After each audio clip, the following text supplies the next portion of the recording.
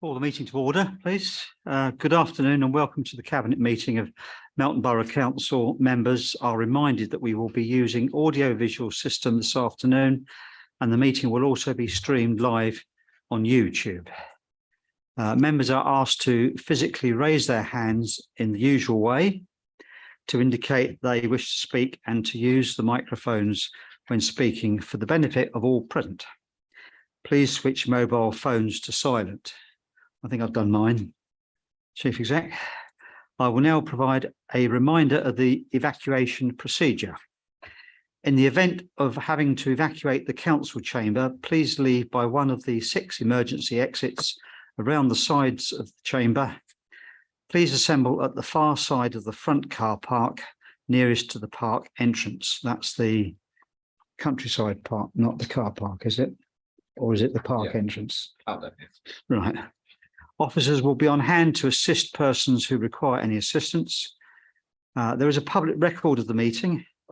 There is legislation that does allow the public to film, record or use social media at a council meeting. This must not be disruptive to the good order of the meeting, nor include any filming or recording of the public seating area.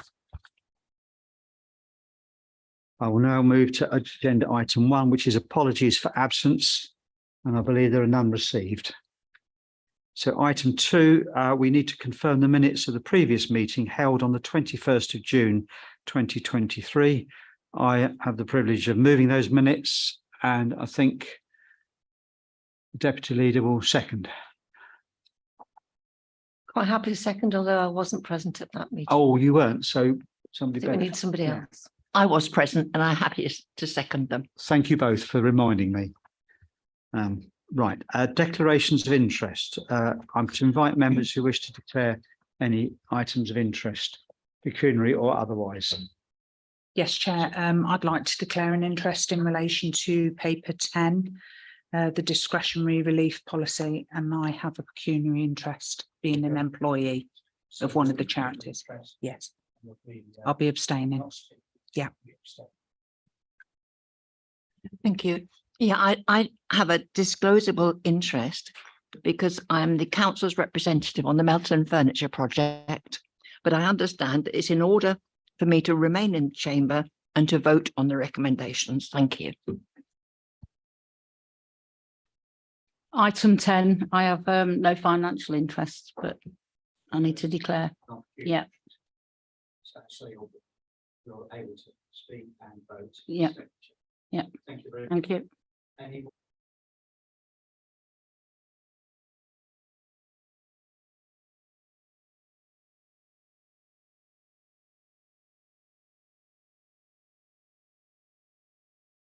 And 5, which is the General Fund Revenue and Capital Budget 22-23 provisional year end. I ask the Director for Corporate Services to summarise the report as she so wishes, but not to read the whole report out.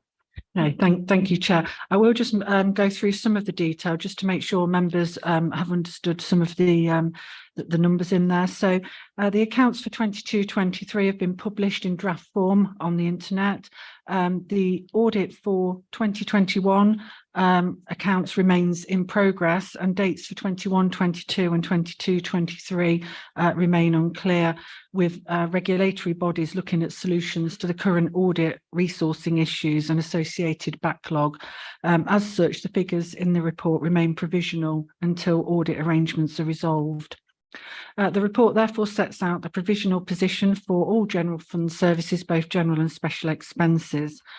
It shows a comparison of the provisional outturn to the latest approved budget, which is the original budget set in February 2022 when the council tax was set, as updated for any supplementary estimates and carry forwards.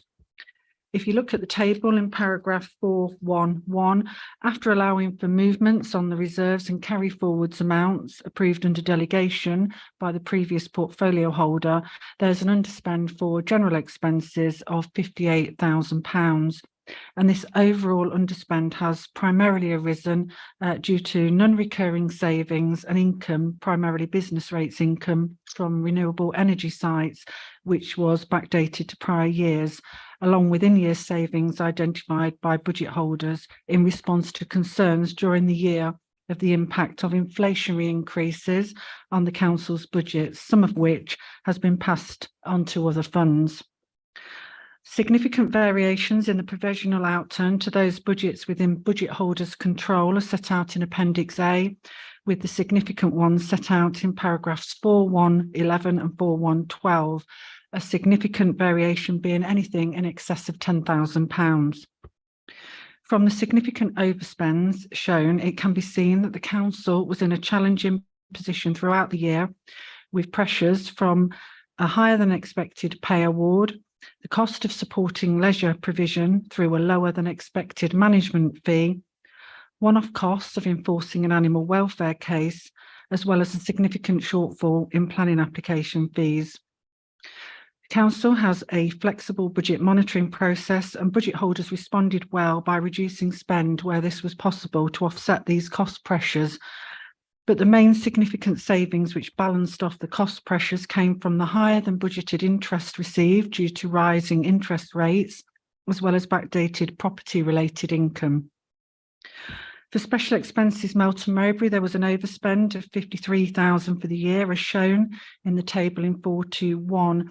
And the key reason for this relates to the cemetery as a result of income lost from the empty cemetery lodge, which has since been sold, and associated building costs. The impact of this provisional outturn on the key unallocated reserves is set out in paragraph 4.3.1, and this shows that the corporate priorities reserve is forecast to be higher than was reported to council in February when the budget was set as a result of the more favourable outturn. The working balance has been restored to its approved limit of 850,000, with the further budgeted increase to the level recommended by the LGA to 1 million budgeted for in the current financial year. Regarding special expenses, the forecast balance is lower than that reported to council in February as a result of the overspend, and care needs to be taken with this reserve due to the need to provide additional cemetery provision. With regard to capital, progress has been made in a number of areas, but there's a large amount of spend approved by the previous budget portfolio holder, under delegation, which has been carried forward into 2023-24. Thank you.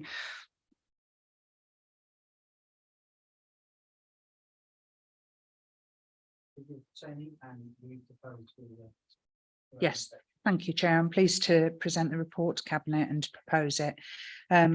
I'd like to highlight that the team have done exceptionally well to end the year with an underspend on the general fund. It's a good outcome in light of the many financial challenges faced during the year. But I think as Cabinet, we need to note that it was only possible due to those non-recurring windfalls that were highlighted by the Director. I want to in particular thank the budget holders and the finance staff who have worked so hard in managing the budgets during the year, which has resulted in a positive outcome for the general expenses fund. I think going forward in the next year, we have to appreciate that the inflationary pressures remain and that this is going to be another challenging year for our budget holders. Special expenses is an area as Cabinet we're going to have to take note of and monitor as we move forward. And over the coming months, as we'll be working on the development of our corporate strategy for the next 4 years, the financial impact of the strategy and the underlying delivery plan will need to be affordable, which is what we've all committed to. Therefore, as members, it's important that we are clear not only on our priorities as we go forward, but the areas that we can generate any additional income or where we can reduce costs to secure the future financial sustainability of the council. Thank you.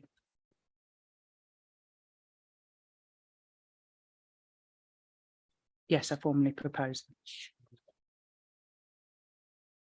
Quite happy to second.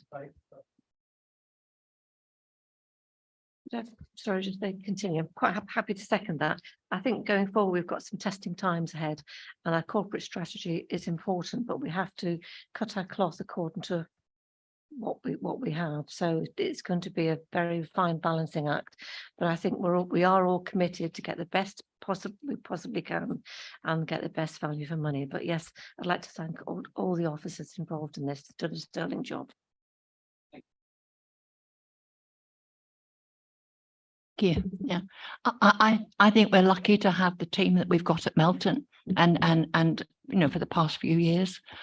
And when you see what's going on in other parts of the country, you know, where councils are in desperate straits because the money hasn't been managed properly, I think we're very lucky. I've got a couple of questions about minor matters, if I may. Page 15, and at the top about Melton Lifeline. Yeah, and using some of the unused Ukraine grant. I can't quite follow how that could have happened. If the director could answer. Yeah, thank you, Leader. I suppose it's more of an accounting entry. So a member of staff on the Melton Lifeline service has actually been seconded or moved into a post supporting the Ukrainian refugee community. And that's being funded from a grant from the Leicestershire County Council. What we're doing is we're backfilling that post. So that grant is being used to backfill that officer's post. So it has actually a cost neutral effect on that service, but it's just an accounting entry, I suppose. And then some of that unused money is being carried forward to this year to continue that role. Exactly. We've got 2 years worth of funding for that post. Great. It just looked a bit sort of odd to me. And I got another little question. The fourth bullet point down on the same page, the additional costs for the environmental health and that animal case. You know, I mean, it was why couldn't those people who were the guilty parties, why didn't they pay our costs?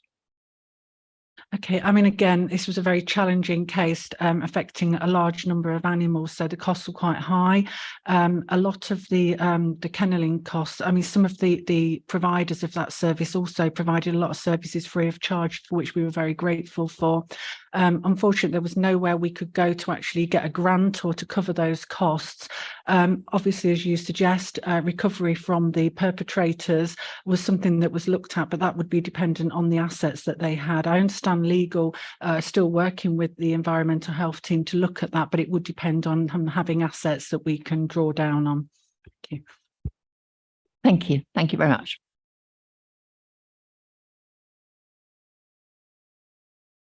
Are you saying they can't hear me? Yes. All right. Okay. Can you hear me now? Not most unusual. Okay. So I've moved to the recommendations. I need a formal proposer for the. We've done that already, haven't we? Actually. Yes. So it's the recommendations at 2.1. We just denote we don't have to formally vote on those. Okay. So that is agenda item 5 completed. Agenda item 6. So ask the director to lead on this again. Thank you. Thank you, Leader. So a similar report to the last one, this one concerning the housing revenue account. The report again compares the provisional outturn with the original budget set at the rent setting meeting in February 2022, as well as the latest approved estimate, which incorporates in-year approvals. Again, the details shown in the appendix with budget holder comments on significant variances, those being plus or minus 10,000.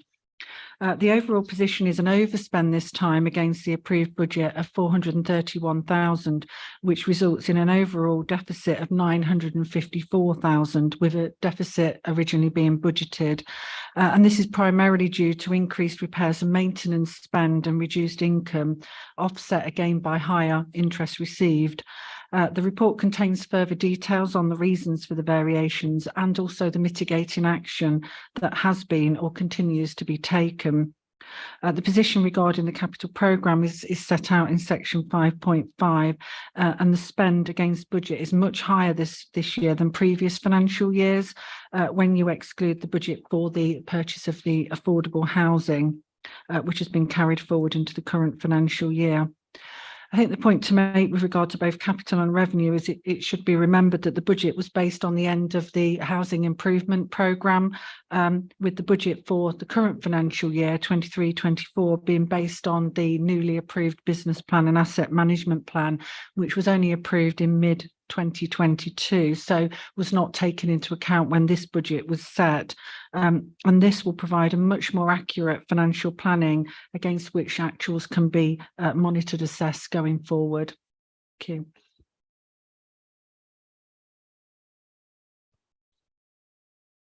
Thank you, Chair. Yes, I'm happy to move for the recommendations, that we support the recommendations within the report.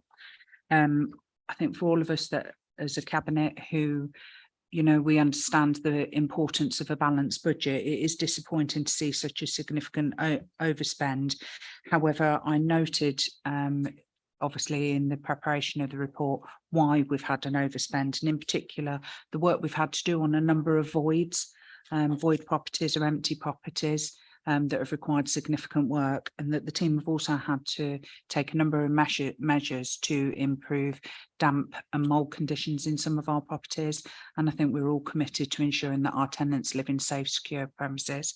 So I also note that we were working towards a historic budget, and that we will now have a properly evidenced budget, and it will be a measure of how we perform against that this coming year.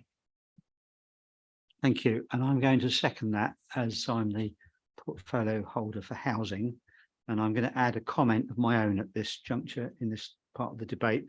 I've had the opportunity to go around with one team looking at voids, and that was very informative. And I've seen other areas where work is being done. So I think the work that is being done, both in preparation by the officers and the work being carried out, is very good. A couple of glitches here and there, but that's life. You know, you get these things, and the staff pick them up and deal with it. So from what I've seen in the few weeks I've been here, I've been impressed with the work that's going on, as well as the numbers, if I can put it that way. So I ask anybody else who wishes to ask questions or to contribute. Just quickly, yes, I know the sort of budget at the moment doesn't look terribly brilliant with that overspend, but surely in future years, as it will balance out, won't it? Because we were faced with a huge amount of repairs of voids that we had to dedicate money to get our housing to a certain level. So it will eventually balance out. So we'll have a better sort of view going forward of what the budgets will be. I think you're right and you're wrong. I think, the HRA business plan does show that in the early years there'll be a lot higher spend to address that backlog, and then that will even out and things will start to build up reserves again. So that is correct. I think what is the point is how much of that overspend was reactive and therefore was not necessarily built into the new business plan. But I think we're back to what I said earlier, that this is an historic budget based on the housing improvement plan, and the budget going forward will be a lot more accurate and reflective of the work that needs to be undertaken.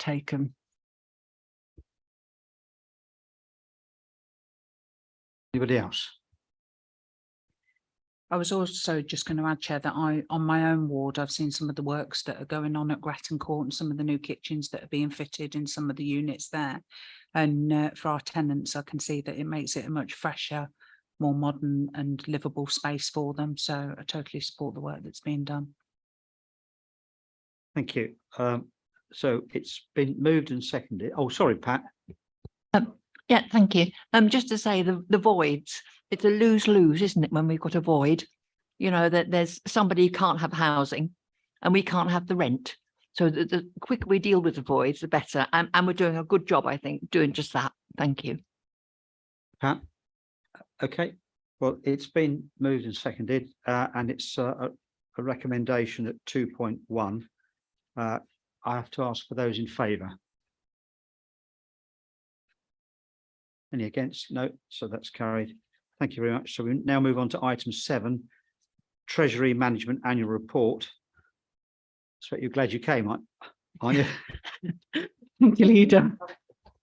The report's an annual report on the activities of Treasury Management for the last financial year. It's a statutory report. The highlights are picked out in the covering report, with the main detail being in the appendix. For the new financial year, reports will be moving to a quarterly basis as a response to some of the issues that the sector has seen in Treasury Management activities.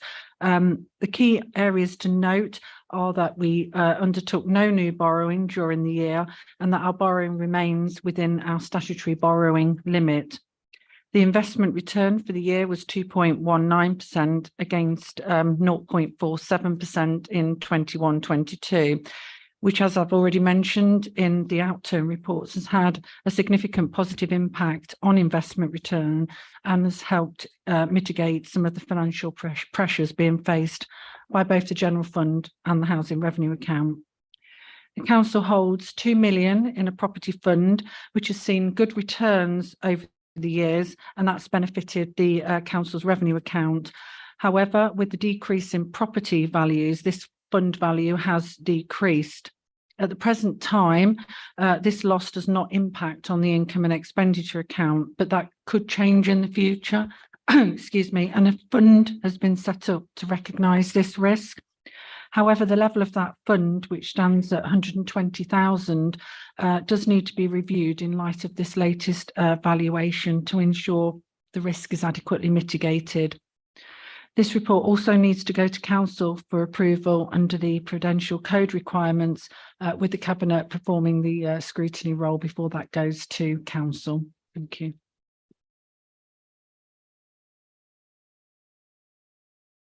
Yes, Chair, I'm happy to propose the report. We've seen in both this report and previous reports the difference in the uplift in interest rates and how that's affected the council's revenue position. The return we get from our investments is not an insignificant amount now, although the security of our investments is always the primary consideration over the rate of return, and a number of us who attended a briefing last week will note that other councils who have taken risks are certainly paying the price, and that their communities pay the price as well. So I'm very reassured to see that our investments are in very secure places. The team regularly perform well compared to other authorities in East Midlands in terms of their benchmarking. Rates have increased further this year and likely to increase even more so. And that is a very welcome news in terms of our investments. But of course, should the council decide to borrow to fund any of our priorities, we've got to be mindful now that borrowing is going to cost us a lot more. An increase was already factored into the 23-24 years budgets, but rates have risen slightly higher. So I look with interest to see our ongoing performance in this area against budget, and hopefully further above budget gains may be possible. Okay. Are you formally moving this recommendation? Yes, I formally move the Thank you. paper. I'll formally second it. Open it up for discussion, questions, debate.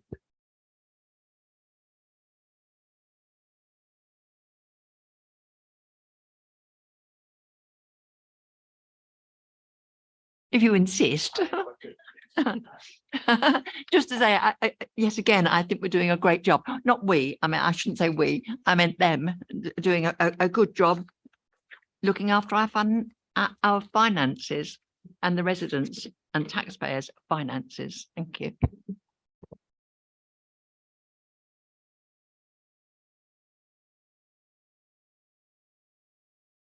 I've got one question. You mentioned borrowing limits, but you didn't say what the limit was. Is that something you can tell us now, or do we need advice on that? And does it include, is it just the principal, or does it include the cost of servicing it when it comes to those limits? Okay, so the borrowing limit is in the report in various places. So there's I'm trying to find the exact page, but there's one called the capital. I can help. I think there's one. I know I had it in my notes as well. Sorry, I think it's 46 million, isn't it? Yes, that's the authorised limit. Yeah.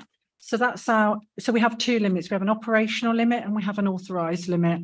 The operational limit is what dictates a kind of a yellow card, I suppose, on a day-to-day basis. So it might be that we might need to borrow short term if there's a cash flow issue, particularly if something like direct debits fail or something like that. So the operational limit is a flag or a warning if you exceed that. And then the authorised limit, we cannot go above that at all. So that's a statutory limit. It's self-setting, but it's depending on your individual circumstances. There's also as well what's called the capital financing requirement, and that's dictated to by your capital expenditure. And what you're broadly trying to do all the time is keep your borrowing in line with that capital financing requirement. So if you're below that, you're under borrowed. In other words, you're using your reserve short term. And if you're above that limit, then you've over borrowed, and you should only do that for a very short period of time, maybe borrowing in advance of some capital expenditure to secure a good rate, for example. So with rates being as they are at the moment, you would probably try to internally borrow until the rates decline, whereas a year ago you might borrow in advance if you were certain you were going to need it. Ask the question because I wanted the numbers to be recorded in the minutes. That's why I asked the question, really, because I know that reports tend to get lots of dust on them and they get forgotten about or lost in the computer file somewhere. But I do feel that the general public need to know that we have limits, so that when we in the future are considering borrowing, as we might do, we have got constraints. And there are lots of ambitions in the community to do things. And that is the big constraint, isn't it? So if it can be minuted in some way, not as quite as lengthy as that, obviously, but I just want the public to know what the hard numbers are. Thank you. I was just going to say, yeah, the authorised limit is 46 million and the operational boundary is 34, and our capital financing requirement is 34 million as well. But of course, if you were to incur sizable capital expenditure and that was supported and you could justify it was affordable, your authorised limit would be able to be increased. So it's variable depending on what your circumstances are. For that's very helpful. Any more comments or questions? Okay, so we the recommendation's been moved and seconded. So all those in favour, please show. Any against? And cons, so that's fine. So we move on to item.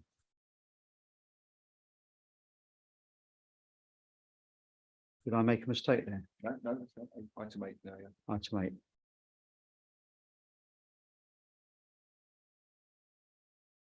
Right, item 8. So this is Gretton Court Wellbeing Services, and I just want to say something myself, if I may. This has been a very difficult issue because it's one that's close to all of our hearts, and Councillor Alan Thwaite, who has appeared in his capacity, private capacity, as representing the Friends of Gretton Court, has had several discussions and meeting with us, and I'm pleased to see he's here as a member of the public now, and I think that needs to be recorded as a matter of fact.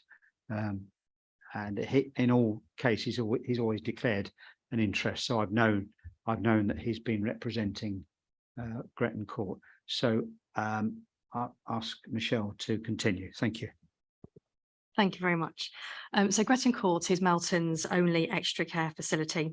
It offers accommodation to older residents with care and support needs, and really crucially, it supports people to live independently as possible for as long as possible. It's really important that, as well as the care and support that's provided, that there is a real sense of community and wellbeing at Gretton Court. Whilst Melton Borough Council is the landlord, Leicestershire County Council are the lead for care, and that is a very clear boundary and one that we must maintain. As you heard earlier, there are a number of improvements being made to Gretton Court. So, for example, new kitchens, new bathrooms, new windows, and it's a facility that we're very proud of and very proud to continue to focus on. Recent changes to the care services commissioned by the County Council mean that from the 1st of April, the arrangements and the contracts in place did not include what was previously offered as a wellbeing service. So a wellbeing offer that did not provide care, but provided extra support to people to help with their wellbeing and making sure there was an opportunity to link the wellbeing support and independence with care as and when it arose.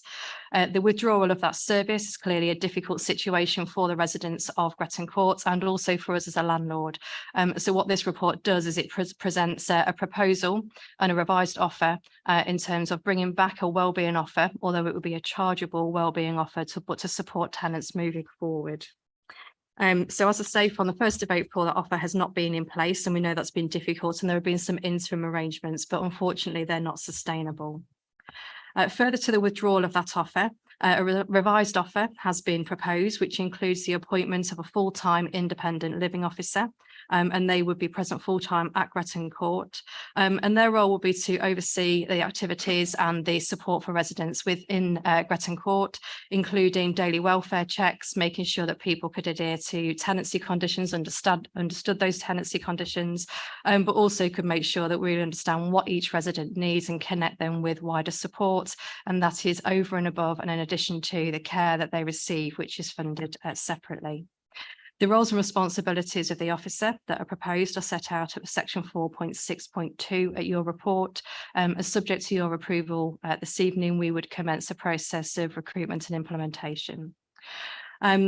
Another thing that officer will be doing is also overseeing, in consultation with residents, a programme of activities, and this is really intended to respond to what residents tell us that they need, alongside access to 24-hour emergency care provided by a care provider and concierge service to make sure that there is security and appropriate access arrangements to the building. And as I said earlier, that service would be fully funded through a service charge, and there is a legal step that we would need to take after this evening to implement that. It is hoped that the proposal in front of you this evening represents a more effective, efficient and resilient offer, one that responds directly to resident feedback. Something we've heard consistently and strongly from residents is they want much greater presence from the council as their landlord on site, that they have a face that they recognise and that they can link with regularly, and we know that's really important. We've tried to be able to do that. Subject to your approval this evening, as I say, a period of implementation would follow. There would be a number of steps we would need to make. And also what's important is an opportunity to review, because this is about us trying something different and trying to do that in collaboration with our partners. Councillor Allnut earlier referred to some ongoing dialogue with representative of Friends of Gretton Court, and that's been really important to us. And actually that has resulted in some slight amendments to the proposal, the recommendations in front of you this evening. So if I may just read those out in full, Chair, I can just draw members' attention to those changes. So the first is to approve the introduction of a wellbeing offer provided by the council to residents of Gretton Court, funded through the service charge arrangement, but noting that the entertainment budget that you see set out within the report is used more flexibly by officers to enable more general operational and resident requirements. Now, what we mean by that is if there is a need for somebody to have access to some additional care and support, or for example, some extra overtime from our staff, that our team have the flexibility to deploy that budget as required. The second recommendation is unchanged, and that's a delegation to me as an officer to implement the actions required to implement the service. But the third one is a really key one, and that is a new recommendation that a formal review takes place no less than 3 months after implementation of the revised wellbeing offer. The purpose of that review is to test if that's working as intended, if there are any gaps between support and care, and if there's anything that we need to adjust and do differently in the future. And I know that we'd agree that we remain really open to developing and flexing that offer as required moving forward. Additionally, officers have been in constant contact with Leicestershire County Council, and there has been some additional flexibility built in terms of additional care provision that can be offered if somebody had an unplanned care need pending an ongoing review of their care needs and wider assessments required. So that's a proposal in front of you this evening. I know that there'll be a lot of contact and further work to implement this and working carefully with residents, but welcome any questions this evening. Thank you.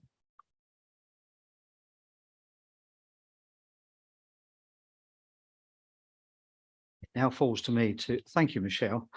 It now falls to me to formally move it. I just want to reiterate the typographical changes In your text, you've got on page 86, you've got the original recommendations, and Michelle read out some typographical additions. Have you received them all by email? Okay, well, just because it's a public meeting and it can be seen by other people, I'm just going to reaffirm what those changes are in case people are sitting at home looking at the original document, but I think I ought to do that. Otherwise, referring to 2.1 on the order paper, we have additional wording after the word arrangement, and it follows, noting that the entertainment budget will be used flexibly by officers to support general operational and residential requirements.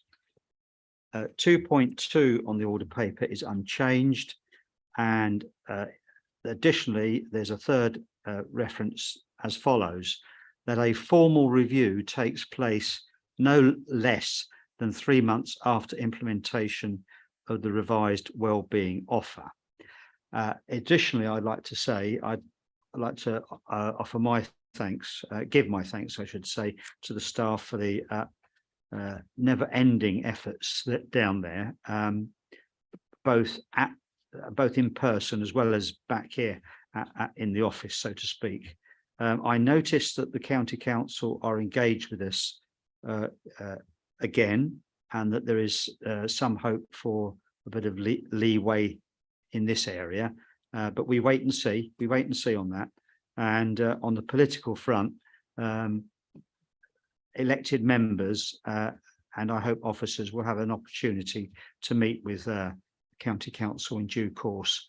And amongst many other items that we'll be discussing, this will be one that we'll be pressing, and I certainly will, as a former Vice Chair of County, what used to be called Social Services. I know the ropes and I know the questions to ask. Now, it's been formally proposed by me. Will somebody second it, please? Okay, and I'll turn my microphone off and invite comments, questions. Thank you, Sarah.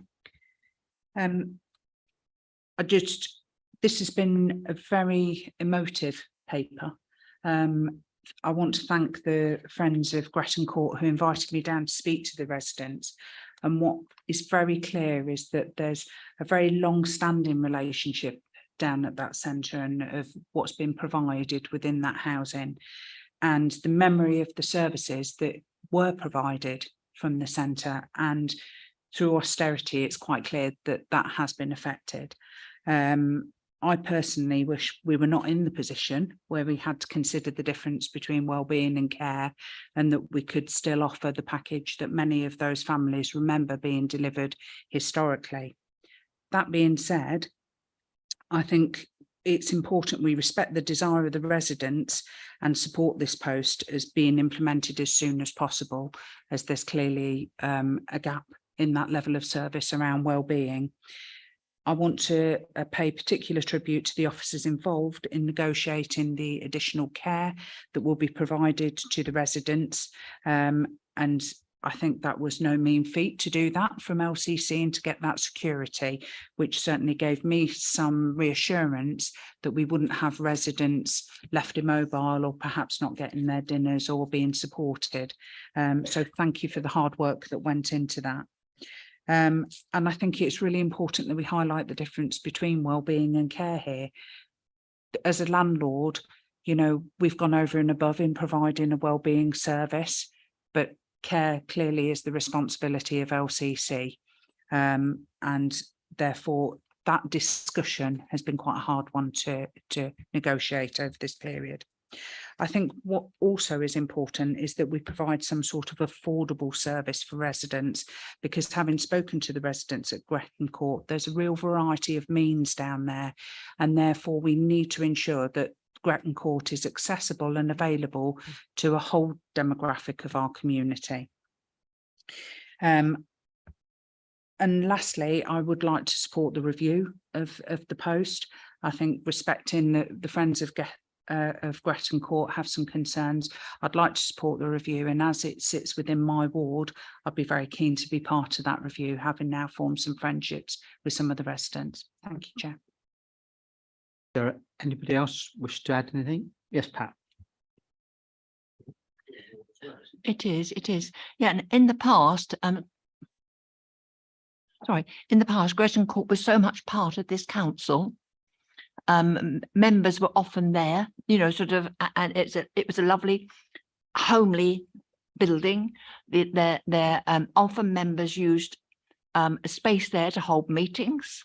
The seniors forum used to hold events there, and we all knew the manager, and it was so much part of this council. And I hadn't really sort of gone round there because of the pandemic. And when I went there during the election, you know, and leafleting and things, I was surprised and a bit disappointed with the, it was a different atmosphere. You know, it wasn't that homely part of the council that it had been, but I think we're heading back now to get that sort of, almost like a family. You know, that those people, they are like family, that they live together, they eat together, and they do things together. So yeah, I'm happy with this, and I think it is a reasonable way forward. And yeah, I think it'll be better, I think, for the residents, and get back to what it was a bit in the past, more like a family. Yeah, thank you. Yeah, I think the review is really important, and that the Friends of Gretton are involved in that when the review takes place.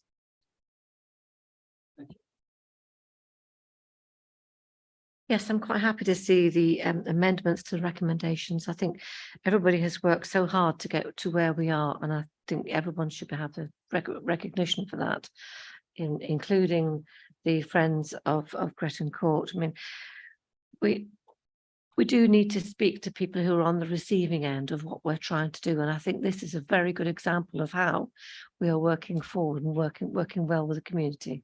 So thank you. Well done, everybody.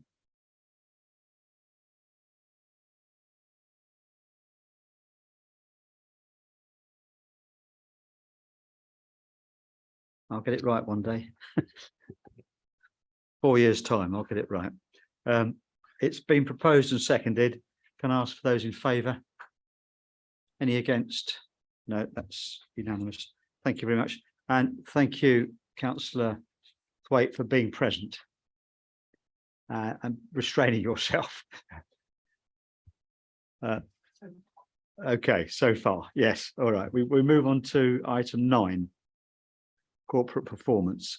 And I've got a stop press item. The Policy and Communications Officer, Martin Guest, is going to speak on this.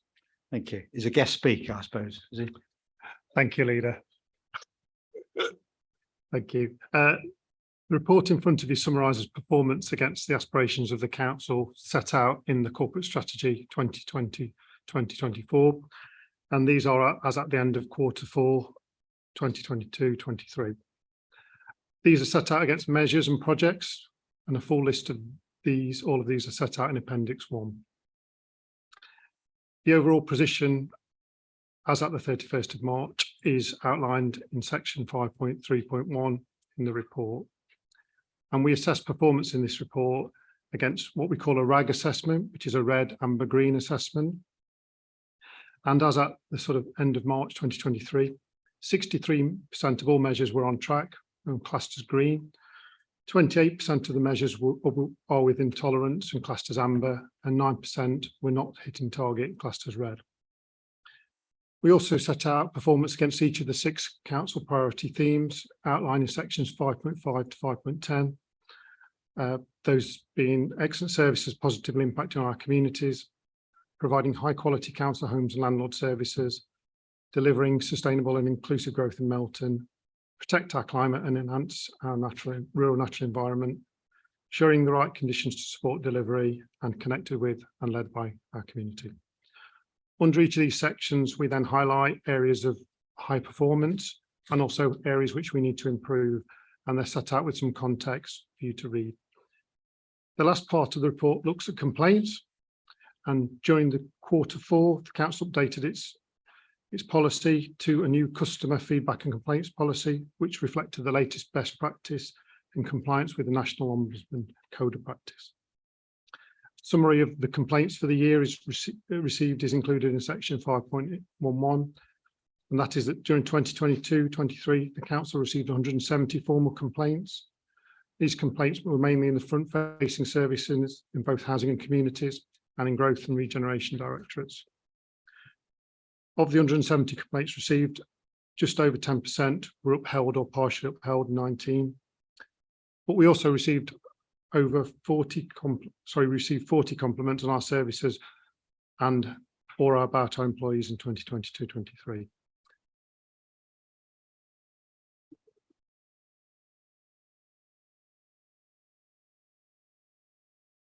Margaret Clancy, who's going to explain for me all of the implications of the pie charts and graphs. I know she's looking forward to that. Well, I hate to disappoint, but yes, the latest position at the end of Q4 shows the council is positive. It shows the council in a positive light. We're performing well across a range of services and delivering against our current corporate strategy. Where areas are performing well, we celebrate this. These include planning performance, which has maintained improvement over the year. Q4 has continued the improving trend in the number of minor applications decisions issued, with 94%, which is 83 out of 88 non-major applications determined in time this quarter. This is an increase on 91% in the previous quarter and 16% higher than at the same quarter last year. This has been consistently above the national requirement and demonstrates excellent performance in the planning team. This increase in the number of applications has resulted in an additional 368 new homes being enabled through the planning process. And I know we were all very proud of that the other day. However, I feel I need to add that whilst the reporting performance is excellent, we do have a few problems on the horizon due to reduction in our planning officers, and this will no doubt have a negative impact going forward. The shortage of planning officers needs to be addressed as a matter of urgency to maintain our high performance standards if we want to see that continue, although I do understand budget constraints. Also, another very well performing area is undisputed invoices paid within 30 days. The performance has improved since Q3 and is above target at the year-end position of 96%. Following payment delays in the previous quarter within the housing area, these have been addressed and performance has improved. Where areas are in need of improvement, officers have developed plans to address the issues. These include rent collected is a key focus area for the council. End of year performance was 94.22% against a target of 95%. It's just slightly off the mark and will remain under review. A review of improvements have been implemented to improve performance in this area, both in terms of rental income and rent arrears collected. It's important to ensure income is maximised, whilst also providing guidance and support to tenants who experience financial hardship, particularly in the context of the cost of living crisis. An income and tenancies sustainable officer is now in post, and a revised income management policy has been implemented alongside a range of operational process improvements. Percentage of food hygiene inspections undertaken within 28 days, performance on the percentage of food hygiene inspections undertaken at newly registered food businesses within 20 days of opening or date of registration has fallen since the last quarter, from 75% in Q3 to 63% in Q4. This is due to resourcing issues within the team, which has impacted on performance. Strategic support is now in place from Harbour District Council to help the team manage any operational issues and to monitor performance trends. Recruitment for the vacant post is also underway.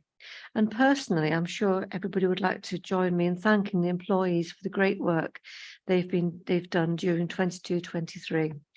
And are continuing to provide the high quality services for the people of Melton. Well done, guys. Thank you, Margaret. You formally move the recommendation. I will formally move it. Thank you.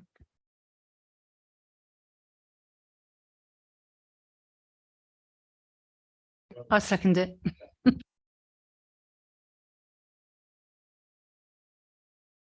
Get into this. Are there any other questions, points anybody wants to make?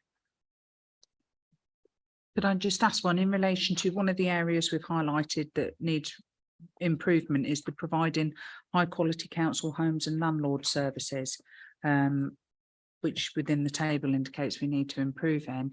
We've invested a lot into our properties, so it's just a question to officers as to what affected the performance there on the table.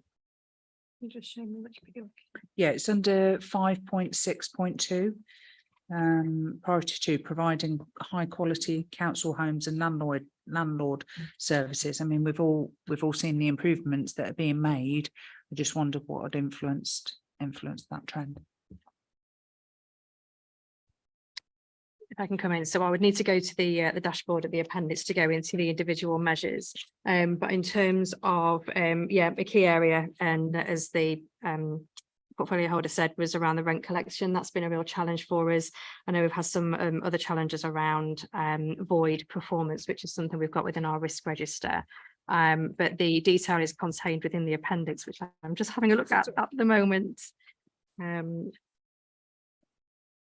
If you can just bear with me, I might come back to that point if that's okay in the debate. Thank you. Fill in with a comment on a different matter. When we talk about complaints, that presumably complaints about such things as fly tipping and anything of that people observe, and also lack of attention to requirements by the construction industry in terms of the conditions under which they have to work. That would include those sort of complaints, wouldn't it?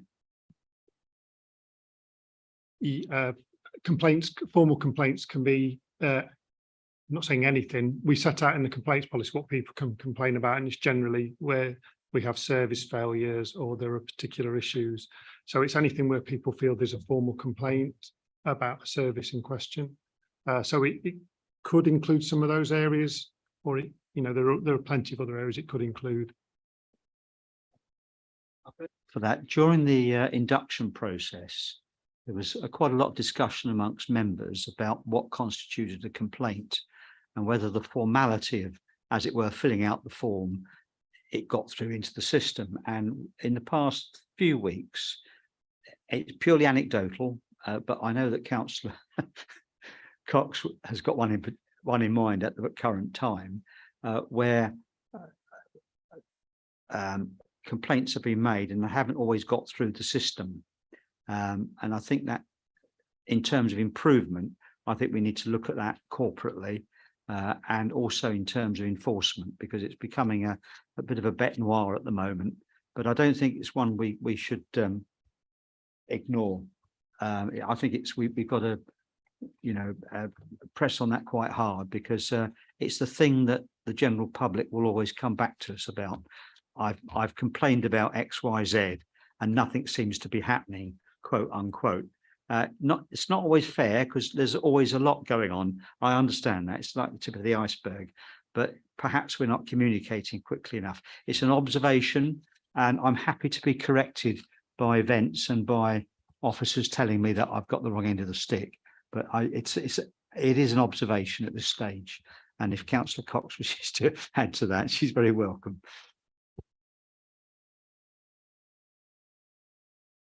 Yeah, I think just briefly to respond to a couple of points, and particularly to give Michelle some time just to find the things she wanted to. The point around kind of the definition of complaints, which we've heard, just to give assurance on that, we have a very broad definition. We certainly don't constrain people's ability to make complaints. So we work very hard to make sure we aren't bureaucratic or punitive in terms of our interpretation. So the policy, and it was updated, as was mentioned during the introduction, has been written very clearly on that basis. And that's exactly how we brief out and request our staff to respond.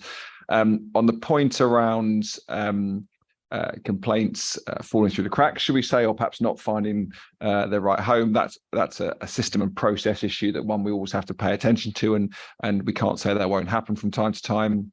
clearly, for the most part, those things do get to the right place and they are responded to in time. And this report is very much about trying to give you assurance to show that we are being visible, transparent about the numbers we are having to contend with and the process by which we manage them. The final point I would make is that we're never satisfied with where we are on this, and we always want to be more responsive, more effective as far as we can in terms of our service provision. And we are undertaking a review of our customer services and interactions precisely to test ourselves and challenge ourselves on that point. So that has started and is ongoing, and certainly will be reported back to Cabinet in due course once we've done that bit of work. Thank you, Leila. Cal, you can't wait any longer. Thank you. So yes, I've managed to get my papers mixed up, but it didn't help matters either. So yeah, just to confirm, so the two sort of red, so off track measures within the housing priority, whereas we'd said, so the first is around percentage of rent collected. It is an area that we are concerned about, and it is an area that's really important for us to improve if we are to maximise income to then invest in tenants' homes. As the report says, there are a number of improvements that have been made with the recruitment of additional officer. What I can confirm is that we've actually brought some additional resource in even since the report was written to try and accelerate progress on that, making sure that we are maximising the rent that we bring in that is due now, but we're also tackling some of those arrears. And there are some arrears which are far higher than we would like. So what we will also be doing is making sure that we bring reporting information to yourselves as a cabinet more regularly around our rent performance. So please rest assured it's an area of interest. It's also one that we've engaged internal audit to support us with, and there are a number of recommendations associated. The other red one, as I mentioned earlier, is around voids, and this has been an area of a huge amount of focus and investment to try and address quite a backlog of voids, and that is one of the reasons for the overspend that was described in the earlier report. Our void performance, when you just look at properties that are becoming vacant now and how quickly we're turning them around, is actually really good. The thing that is causing us some difficulties even now as we reach Q1 of the new year is bringing back historic voids, and some of those properties have been empty for a really, really long period of time. Some of those issues are outside of our control. So, for example, difficulties in getting gas meters into properties without tenants is a difficulty. The challenge being for us, we don't want to put a tenant in there with no provision.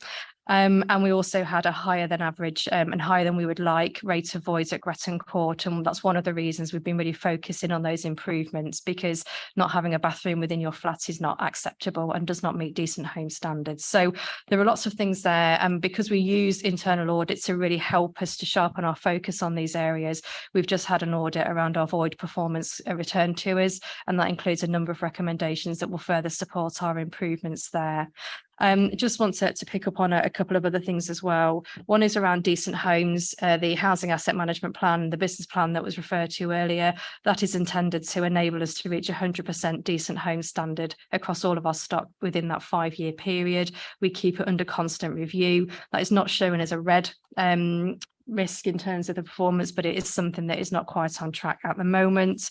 And the other points I wanted to just make to Cabinet this evening is that we've just signed up to a national benchmarking organisation, a membership organisation called Housemark, because we want to be able to not only manage and track our own performance, but compare that to landlords of a similar size and make up to ourselves, so that we can understand if what we're seeing in certain areas, for example, rent arrears, is unique to Melton or is indicative of a trend across the sector. So we're trying to place a lot of emphasis on this, and we will need to do so when we report on the new regulatory requirements. Another key thing is that there is a new set of requirements coming forward around tenant satisfaction, and what the sector as a whole is seeing is that tenant satisfaction is perhaps lower than they would like to see, and we need to prepare ourselves for the fact that's something that we may also see and will really help us to sharpen our focus in future. So I hope that's helpful and answers that question, and apologies for my paper shuffling to find it. Any supplementary questions to Michelle? Quick, get them in. No, please. Just a quick comment. The rent arrears, I think we owe it to our sort of residents to actually chase these quicker, because people tend to think, oh well, I'm not going to deal with that, and then before we know where we are, they themselves have got a lot of worry because they owe a fair amount of money. And I think we do owe it to people who are in our homes to speak to them at a very early stage, because that's the best way forward, rather than ignoring it and pretend it's going to go away, because it's not. Agree completely. And that's absolutely one of the things that I know the team have been working on, so that we've got somebody now that can deal with the whole process, speak to people at the earliest opportunity, and also connect them with support that they will need, because that's also really important. And we've engaged our tenants in helping us to look at the correspondence and the letters that we send out. So are we offering the right support at the right time? Are we being firm enough at the right time as well? So all of those things have been born into the revised procedures. Thank you. Yeah, I think it's so important to listen to tenants. The voice, when scrutiny looks at it, a year or two back, and it turned out that the tenants have been complaining for years about the voids. They were so aware, and they were not listened to. And that, of course, is where this big backlog has come from, so it is important to listen to the tenants. And something else which has cropped up as an idea, and we might think about it perhaps again, is a golden goodbye.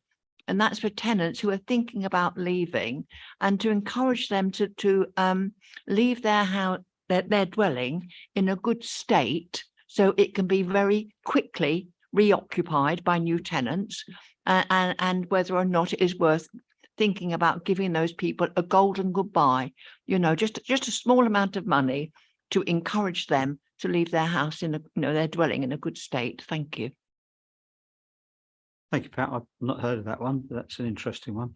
I'm sure the officers have taken that on board and will issue me with a report eventually. Anybody else?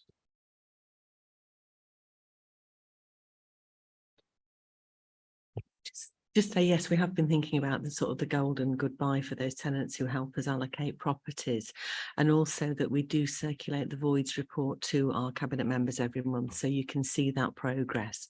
And what we've also been doing is just taking out those really long-standing voids, so we report the total number of days, and then we do just break it down a bit so you can see those sort of legacy long-standing voids. And then, like Michelle quite rightly says, we've had some really good progress. But I think just for me, just to really assure cabinet that we are absolutely focused on rent and voids, it is my absolute priority, along with the regulation. But I assure you we're on it. Thank you.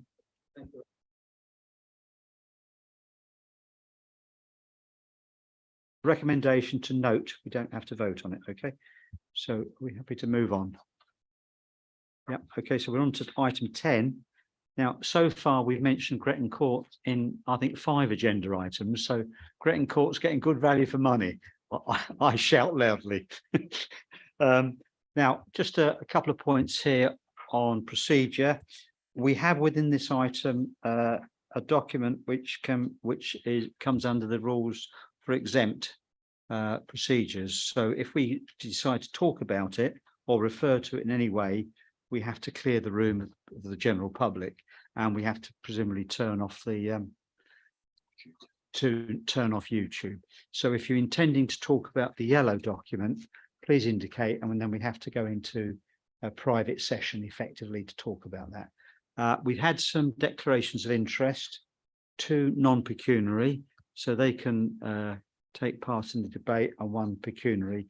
You can remain, but I will move the recommendation, although it's your item, Sarah. So I formally move the recommendation and ask the deputy to second that formally. Quite happy to second. Thank you very much. And ask the. Thank you, Leader. So attached to the report is a revised policy for discretionary charitable business rates relief. The policy was last reviewed some time ago, so it was due a refresh. The new policy is aimed at bringing a lot more transparency to the process. There is mandatory relief for charities, and that's set nationally, but this policy concerns itself with discretionary relief. The cost to the council of any discretionary relief is 40% of the amount awarded. The key changes in this revised policy over the previous one are set out in paragraph 5.3, and the individual organisations that would be affected based on last year's awards is set out in the exempt appendix, which you referred to, Leader. Should this new policy create any financial hardship, then an application could be made to the council's community grant scheme, where it would be assessed on its individual merits. The required 1 year notice of a potential change to the policy has been given when bills were issued in March 2023. And whilst based on current applicants, this change of policy would result in a small saving. It could also be the case that by reviewing the policy, that creates results in a promotion of the scheme, and that could result in new eligible applications. Thank you.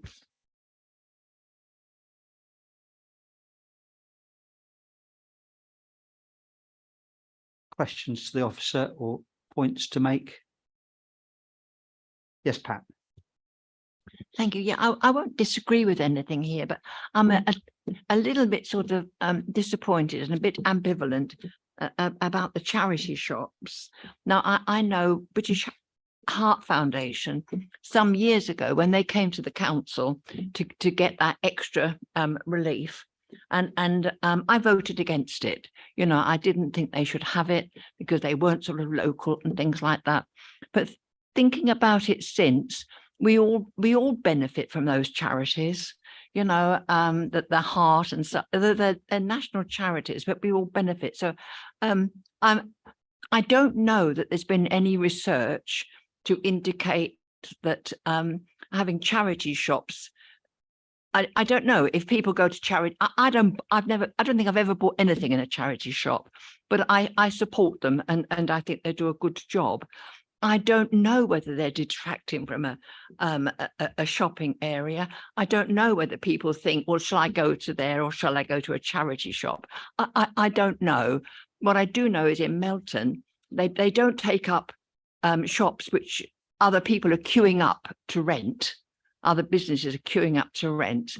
So I don't know. I know I'm happy to go along with the generality of this, but perhaps that sometimes somewhere there'll be some research into just what effect the charity shops do have on people's purchasing power. I mean, obviously they help the poor, you know, because the poor can buy stuff there in charity shops which perhaps they couldn't afford elsewhere.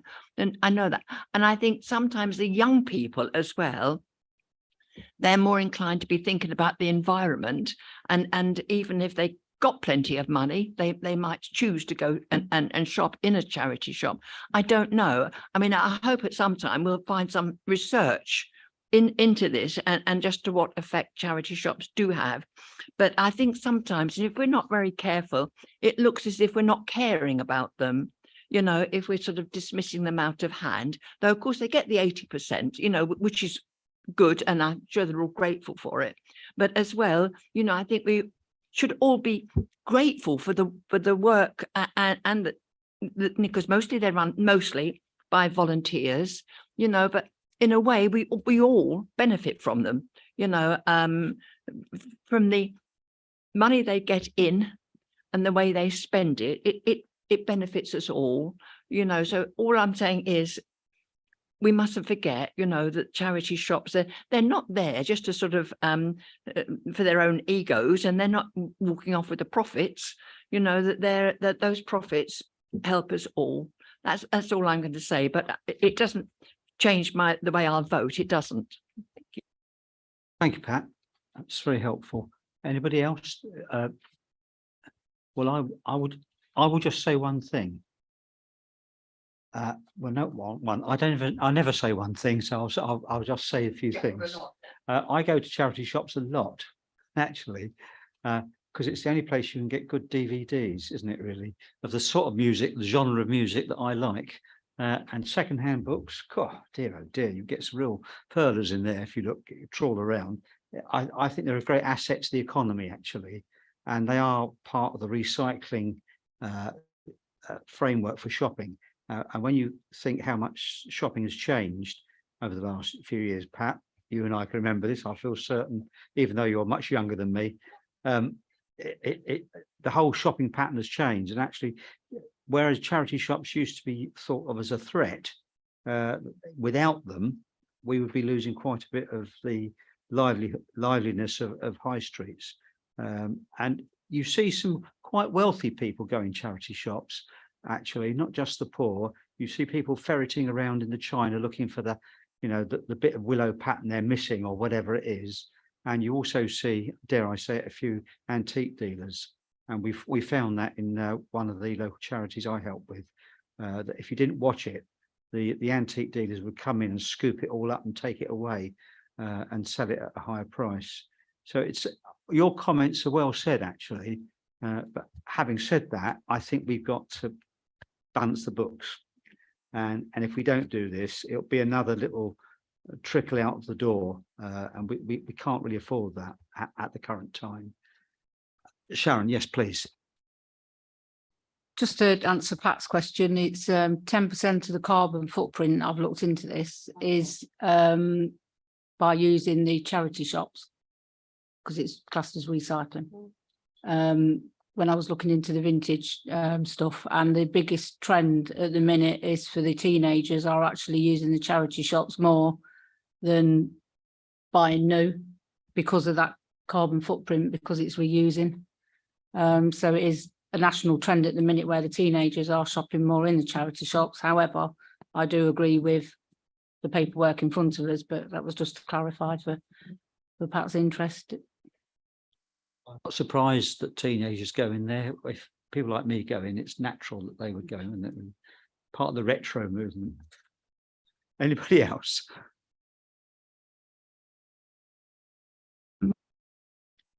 As I bumped into the director the other day in Morrison's looking for the reduced food, I think you're right. We've got to watch the pennies, you know, and all these little bits, they add up, don't they? So it's right, you know, that yeah, it's just that I didn't want them to feel condemned, you know, as though they're nothing but nuisances. There's more to them than that. Yeah, thank you. Could I just say that it's nothing against charity shops, it's the fact that we have to look inward for our savings, and this is part of the savings. And yes, they still do get 80% reduction. So this is about us again cutting our cloth according to our purse, isn't it, really? Thank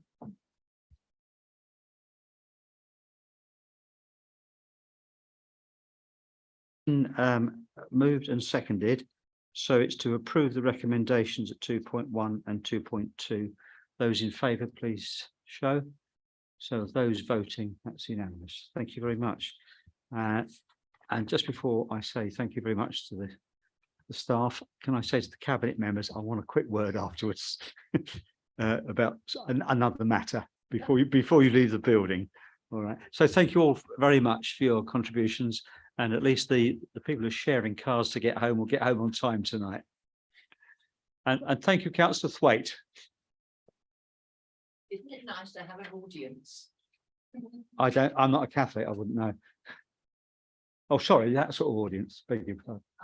Yeah.